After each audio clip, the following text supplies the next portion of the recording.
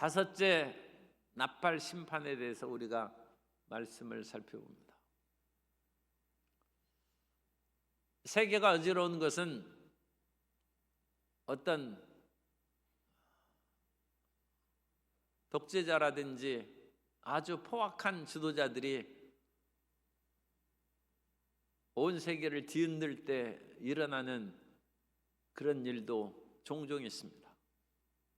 모든 사람들이 이상하게 된 것이 아니라 일부 사람들의 그런 세력을 가진 사람들이 나라와 세계를 흔들리는 그런 일들이 있는 것입니다.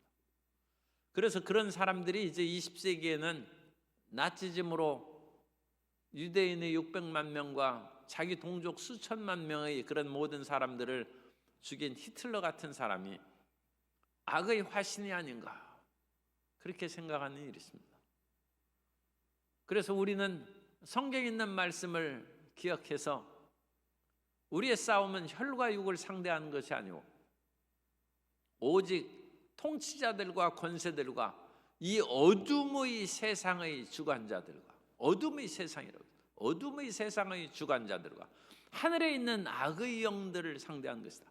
여기서 통치자, 권세, 주관자, 악의 영들은 다 흑암의 세력의 그 위계 질서, 계급을 말합니다. 그래서 우리 싸움은 눈에 보이는 혈과 육을 상대하는 것이 아니라 흑암의 세력을 대하는 것이 하나님 백성의 그것이 사명입니다. 군인은 나라를 지키는 일에 충성해야 되고, 직장인은 자기 직장에 열심을 다하고 충성을 다하여 제 길로 나아가야 되고, 각각 맡은 그런 분야에서 충성과 자기의 최선을 다하여 살아가면 나라가 평안한데, 우리 예수님 믿는 사람들은 우리의 가정생활, 직장생활에 대한 충성뿐만 아니라 하나님 나라를 지키고 그 나라를 확장하고 흑암의 세력을 물리치는 그 사명이 있습니다. 예수님 믿는 사람들은 하나님의 백성으로, 하나님의 자녀로서, 또 나아가서 십자가 군병으로서의 사명이 있는 것입니다. 우리는 이 어둠의 세계를 지키는 위대한 사명을 가지고 있는 것입니다. 그리스에 있는 그런 섬들 가운데는 한 번 들어가면 나오지 않는 평생 서원 수도원이 있어요. 거기에 들어가면 평생 못 나옵니다. 어떤 사람이 그것에 대하여 비판의 글을 썼어요. 아니, 나라를 위하고 세계를 위하여 일하고 어떤 건설적인 행동을 해야지 수도원에 갇혀서 거기에서 성경만 읽고 기도한다고 자기 인간으로서 또는 국민으로서의 의무와 책임을 다하는 것이냐, 그런 얘기가 있었을 때 그 수도원에서 들려온 답이, 우리는 이 세상에 대한 그 같은 일들을 직접 뛰어들지는 않지만 그 배후에 있는 통치자들과 권세들과 이 어둠의 세상의 주관자들과 하늘에 있는 악의 영들을 상대하여 우리는 최전방에서 싸우고 일하고 있다. 우리를 게으르거나 우리의 의무와 책임을 그같이 망각하고 사는 도피한 사람들로 절대 여기지 말라. 우리는 영적 최전선에 있는 사람들이다. 그렇게 답변을 했다는 수도원의 이야기가 있습니다. 이전에는 연예인들이 뭐 그것이 꼭 좋다는 뭐 그런 의미하고는 떠나서 목사가 많이 됐어요. 프라이보이 곽규석 씨를 비롯해 가지고 목사 된 분들이 그 위에 줄줄이었는데, 그 가운데는 또 그야말로 교계를 좀 망신스럽게 하는 그런 연예인, 그런 목사들도 있었습니다만, 어쨌든 간에 하나님을 믿고 주의 종이 되겠다고 하는 그 같은 세상에서 인기 있는 그런 연예인들이 헌신하고 충성하는 일이 있었어요. 그런데 오늘날에는 연예인들이, 이것도 이제 좀 실례의 표현이 됩니다만, 무당이 되는 일들이 많아요. 그래가지고 무당이 대대적으로 TV에 보도돼 가지고 그 사람이 굿하고 신내림을 받는 그런 것들을 다 방영해주고, 그래서 요즘에 연예인이 목사 되거나 또는 헌신하는 종교의 그런 지도자 되는 그런 일보다는 무속에 빠진 일이 많다. 그 어째서 그런 일이 생기느냐? 그거에 대한 하나의 답변이 오늘 요한계시록의 9장의 그 말씀입니다. 그래서 다섯째 천사가 나팔을 불매 하늘에서 땅에 떨어진, 그래서 이 표현은 별로 적절한 번역이 아닙니다. 하늘에서 땅에 떨어진 것은 귀신과 사탄을 우리가 흔히 생각할 수 있는데, 여기에서는 하늘에서 내려온, 하늘에서 파견된 별 하나, 그렇게 생각합니다. 이건 하나님의 사자입니다. 그래서 이 별은 사탄이 아닙니다. 그래서 하늘에서 파견된 별, 이 별은 천사를 상징하는 거예요.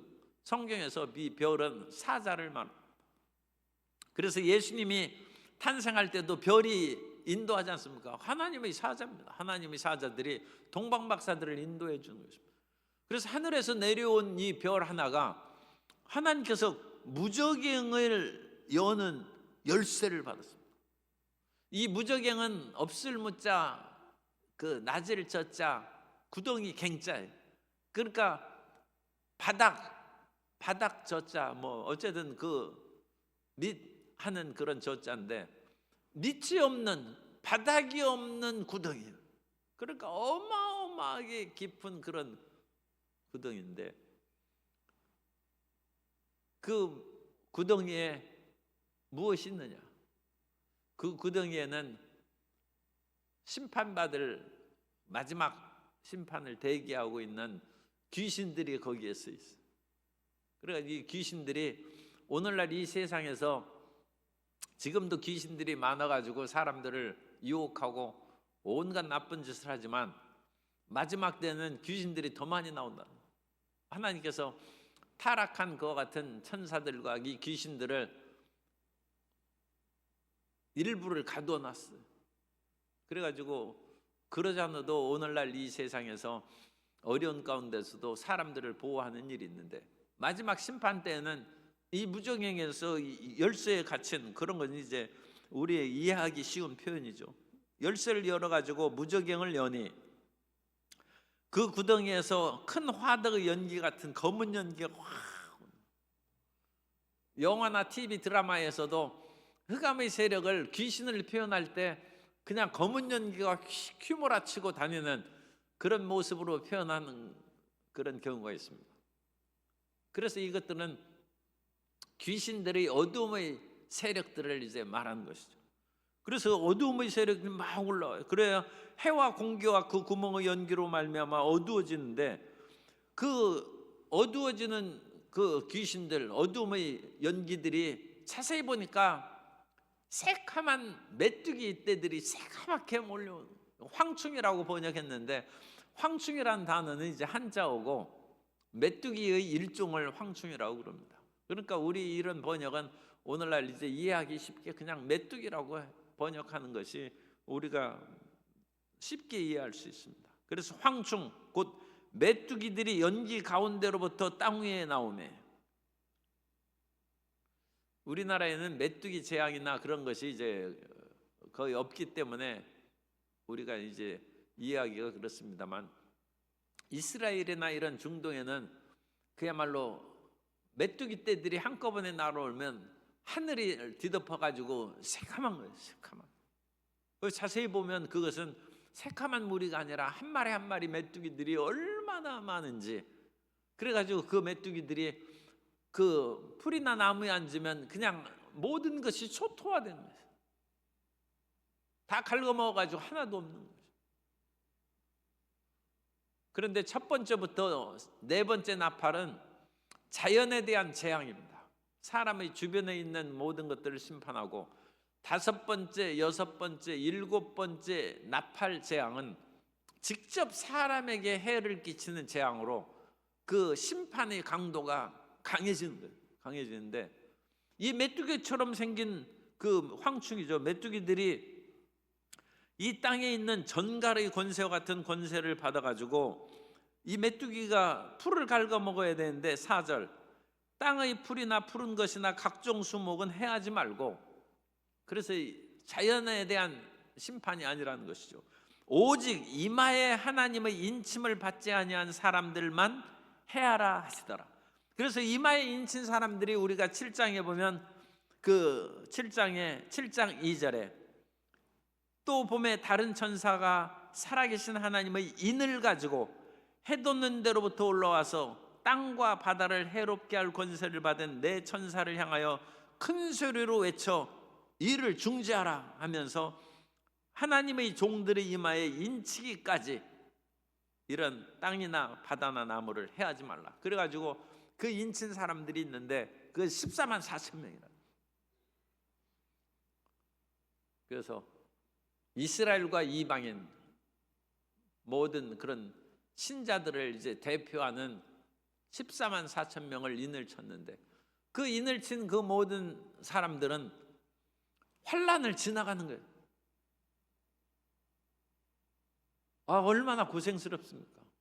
그러나 이 사람들이 환란을 지나가면서 하는 일이 있어요.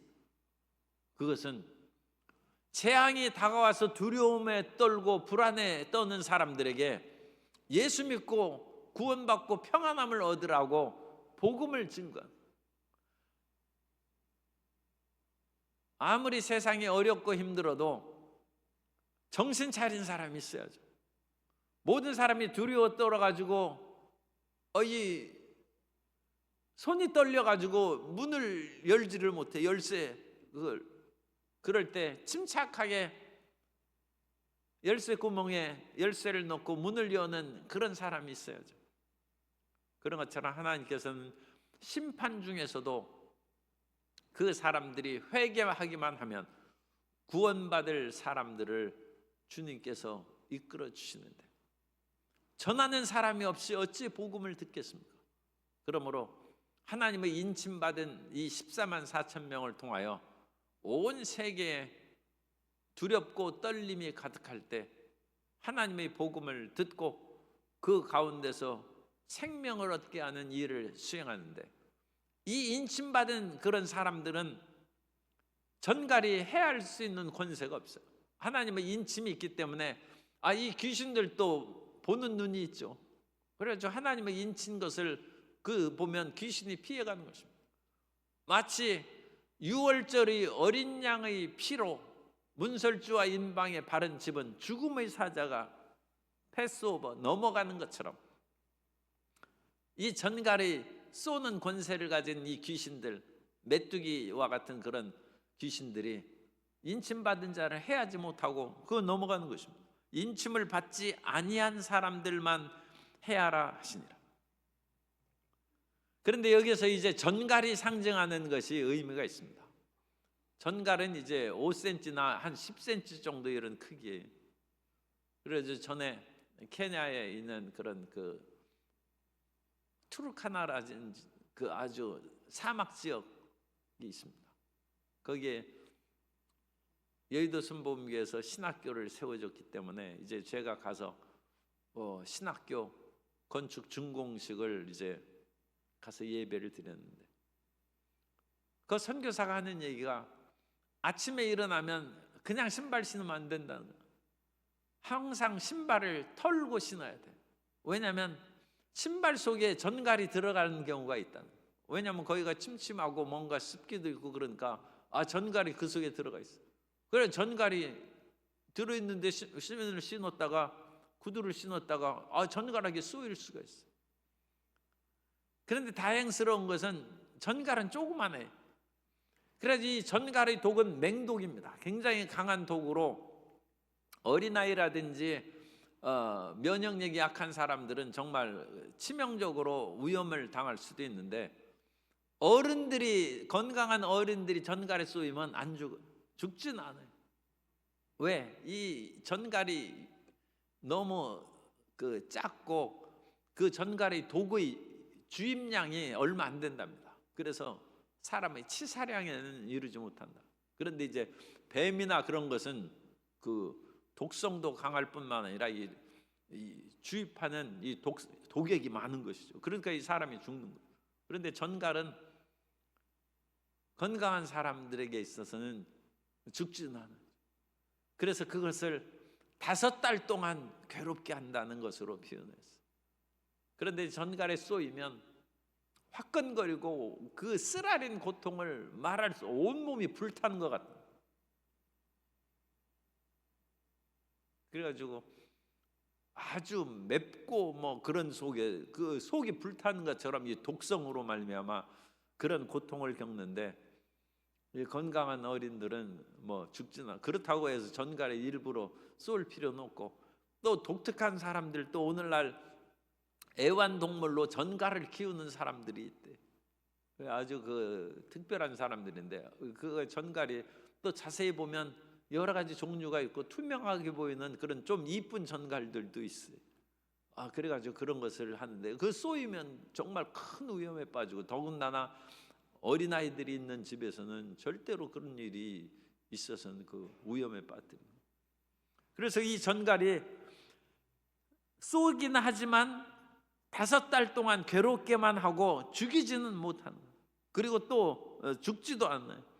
그런데 이 너무나 막 불에 타는 것처럼 고통스러운 것처럼 그때 사람들이 죽기를 구하여도 죽지 못하고 죽음이 그를 피하려다.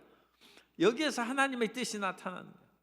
하나님께서는 인친자들을 통하여 복음을 전하게 하실 뿐만 아니라 고통을 당하는 사람들이 금방 죽으면 회개할 기회가 없죠. 그러니까 비록 범죄자라 할지라도 금방 죽지 않게 한다는 거예요. 그리고 너무 빨리 사형을 집행하면 안 돼요. 그래가지고 교도소에도 가둬놓고 그 속에서 좀 더 고통스럽게 계속 빨리 죽여달라고 해도 사형 안 시켜요. 왜? 회개시키기 위해서. 교도소에 가두는 그 주목적은 사람을 교도하는 것이죠. 사람을 바르게 고치는 것이 목적이지 죽이는 것이 목적이 아니고, 그 사람들을 괴롭게 하는 목적이 아니라 새 사람이 되라는 것이죠. 하나님께서도 이와 같이 이 세상에 고통을 주는 것은 사람의 마음을 변화시키고 새 사람이 되어서 하나님을 믿도록 하나님께서 원하시는 것이라는 것입니다. 에가서, 예레미야 에가 3장 32절, 에가 3장 32절 22절입니다. 22절 23절에 보면 그가 비록 근심하게 하시나 그의 풍부한 인자하심에 따라 긍휼히 여기실 것임이라. 주께서 인생으로 고생하게 하시며 근심하게 하심은 본심이 아니시로다. 그래서 하나님께서 인생을 괴롭게 하는 것이 하나님의 사랑의 본성에 어긋난다는 것입니다. 그러나 하나님께서 인생을 괴롭게 하시는 것은 돌이키게 하기 위함입니다. 사랑의 본성에 어긋납니다만 더 깊게 보면 하나님께서 사랑의 채찍을 들은 것입니다. 오늘날에는 사랑한다고 해서도 절대 때리고 그랬다가는 큰일 납니다. 그러나 하나님께서는 사람을 올바로 징계하기 위해서 이와 같이 고난과 역경을 통하게 하시는데, 고난과 역경을 당할 때 그냥 죽여달라고 저항하고 끝까지 발버둥 치고 뛰쳐나가는 사람이 있어요. 그건 불행한 것입니다. 고통을 당할 때 돌이켜서 자기 마음을 바꿔야 돼요. 사람이 하나님을 바꾸겠습니까? 자기가 바뀌어야죠. 어찌 사람이 하나님을 바꾸려고 그럽니까? 자기가 변해야죠. 자기의 고집과 살아온 그 모든 것들을 다 뒤집어버리고 바꾸면 새 인생이 다가올 줄로 믿습니다. 하나님을 바꾸려고 하지 말고 자기 자신을 변화시키고, 더 중요한 그런 일이 있어요. 다른 사람 바꾸려고 하지 말고 자기가 바뀌어야 돼요. 아내를 바꾸고 남편을 바꾸고 자식을 바꾸려고 하지 말고 자기 고집을 버리고 자기를 바꾸라는 거예요. 이건 더 이제 사람이 부족하기 때문에 더 쉽지 않은 일이죠. 그러나 절대 하나님 앞에서는 자기 자신을 바꿔야 돼. 그거는 다른 이론이 있을 수가 없어요. 그러나 사람의 경우에서도 다른 사람 바꾸려고 하지 말고 자기를 바꾸는 것이 좋습니다. 자기가 바꾸면 자기 주변에 있는 사람도 바뀌게 되어 있습니다. 그래서 이 전갈이 이와 같이 온갖 고통을 당하게 하는데 죽음이 그를 피하는 거예요. 그거 하나님이 회개시킬 기회를 주는 것입니다. 7절부터 10절, 9절까지는 이 황충들의 모습을 자세히 얘기하는데 전쟁을 준비한 말들 같고, 그러니까 이것이 싸우는 것이죠. 인생은 끊임없는 전쟁과 싸움입니다. 준비한 말들 같고, 그 다음에 사람 같은 지혜가 있어요. 그 머리에는 금 같은 관 비슷한 것을 쓰고 얼굴은 사람의 얼굴 같고, 이제는 이 귀신들이 사람처럼 보이는 그런 지혜로운 존재로 사람들을 골라가면서 쏘는 거예요. 골라가면서 인침받지 않는 사람들을 그와 같이 괴롭게 하는 것입니다. 또 여자의 머리털 같은 머리털이, 이것은 더듬이가 있죠. 메뚜기에 그거가 지금 더듬이가 기니까 여자의 머리털이라고 하는 것은 여자를 비하한 것이 아니라 주전 5세기까지는 그 그리스 지역에서도 남녀가 머리를 길게 길렀던, 5세기까지 내려오면 스파르타 사람들만 남자들이 머리를 길게 길렀고, 그 이후에는 이제 스파르타 사람들도 남자는 머리를 짧게 까고 여자는 길게 길렀어요. 로마에서도 마찬가지입니다. 로마도 주전 몇 세기까지는 남녀 공이 머리를 길게 기르다가 예수님 당시에 있어서는 남자들은 머리를 짧게 깎았습니다.